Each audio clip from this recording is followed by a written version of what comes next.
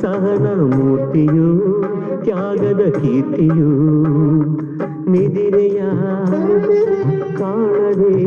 ಮನೆಗೆ ಕಣ್ಣಾಗಿ ವಯಸ್ಸನು ಸುಖವನು ಚಿತೆಯಾಗಿ ಮಾಡಿ ಬಾಳಿಗೆ ಆರತಿಗೈದ ದೇವತೆ ಬರುವೆ ಎಂದು ಹೊರಟೆಯ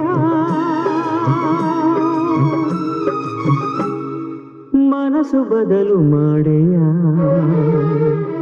ನಿನ್ನ ಜೀವ ಶಾಂತಿ ಅರಸಿತೆ ನೆಮ್ಮದಿ ಬಯಸಿತೆ ಇದು ಚರಿತೆಯು ಕಾಣದೊಂದು ನೂತನ ಸಂಪ್ರದಾಯ ಇದು ಕರುಳಿನ